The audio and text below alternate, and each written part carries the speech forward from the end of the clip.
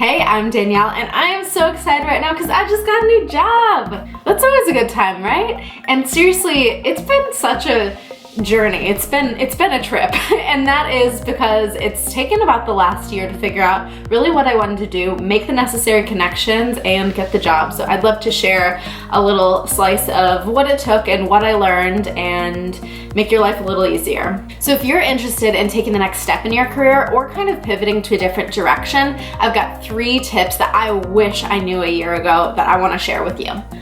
Okay, so here's something I wish I could tell myself a year ago. I wish I could seriously just go back in time and take myself and grab myself by the shoulders and be like, oh my gosh, Danielle, remember this. And it is to start somewhere. Here's the deal.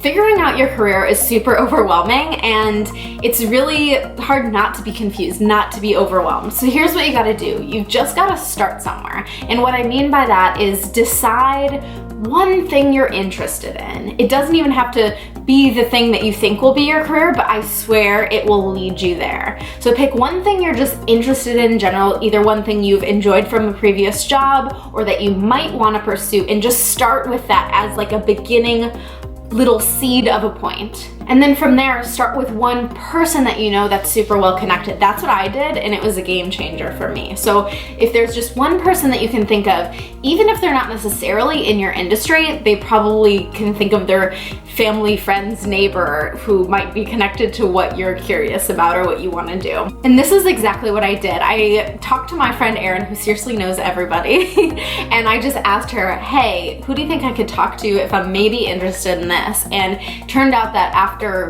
a few months of just coming back to her, there were like 5 different people that I talked to that were so helpful, and just knowing someone who is well connected and is a friendly person and just tends to know people and know what's going on, it was always helpful to come back to her. Really, all you have to do with this step is just pick one field, one interest, one job title that you want to know more about, you're curious about, and then go from there. Talk to a couple people you know that seem to be pretty well connected and say, hey, do you know anyone relevant to this area?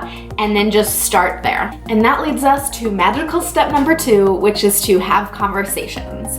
In other words, schedule informational interviews. Now, if you've never heard of this fancy little term informational interview before, don't worry about it. Basically what it is like a 20 to 30 minute conversation with an expert or just someone you know that can either help you to gain insights or make connections. Just a really good place to start in finding out what you don't know you don't know. I swear I could not have gone in a new direction in my career without having conversations, without having these informational interviews.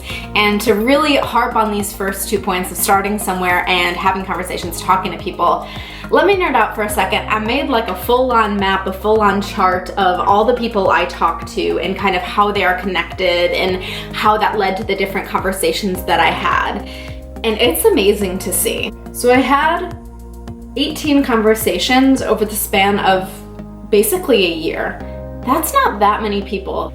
And I can't believe how far that actually got me. How much I learned from those conversations, how many connections I made, and how it all worked together to help me figure out where I wanted to go next. So the blue circles are people I had informational interviews with. The green boxes are new opportunities that came about, and then those light green dotted lines are how the people I connected with are connected to each other, which is just kind of cool to see. I almost did that for fun, and that's only showing what pops up on LinkedIn, but it was really cool to see how this all came together just with conversations over the last year.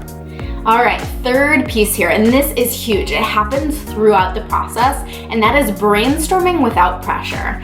You know what? The place that ideas go to die is when you judge them before you get them down on paper. So if you're able to just let ideas out there, think of the possibilities without judging them or even judging yourself and thinking, oh, I can't do that, just get it down on paper. You never know where it will lead. And this comes in a couple different forms. In the form of idea lists, so having a notebook where either you randomly jot down ideas of what you might want to do or who you might want to talk to or what you might want to look into, or you actually like sit down and just brain dump a bunch of stuff, a bunch of ideas. And then also you can think about timelines. So building out like the 3 to 5 year career plan, but a little bit different than that like robotic, annoying, what's your 5-year plan? It's more like what might you want your next 5 years to look like, and you can kind of doodle it out, add pictures, and just make it a little bit more fun than kind of the typical 5-year plan. And I love the way the two Stanford professors who wrote the book Designing Your Life think about it. They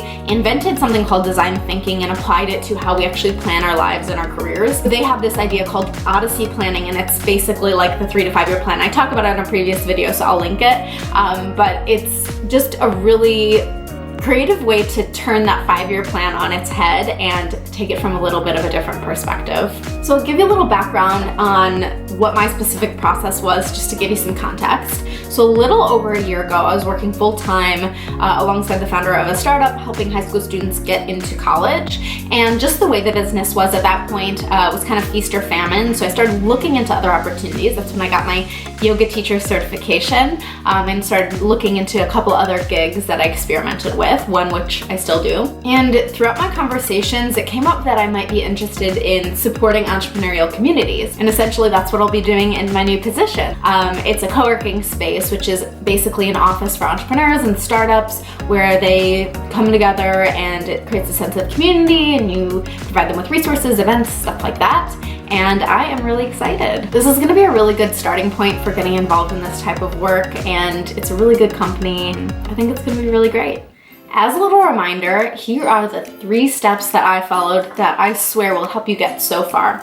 The first one is to just start somewhere. Start with one thing you're interested in or curious about, one person that you know that's pretty well connected, is friendly, knows a lot of people. Just start somewhere. And then have conversations. This is gonna make the biggest difference. Just get out there, set up informational interviews, talk to people you know, to experts, set up those 20-minute conversations, and you're gonna learn so much. And then brainstorm without pressure. Just pull together lists, get creative, have ideas, write them down without necessarily judging them first, and map out the different possibilities in a timeline, create little doodles, just have fun with it, and that's gonna help you find so much clarity. And those are the 3 steps to follow. If you learned a little something here today, like this video, check out some of the others that I have. If you want more, subscribe, and I will see you in the next video. Bye.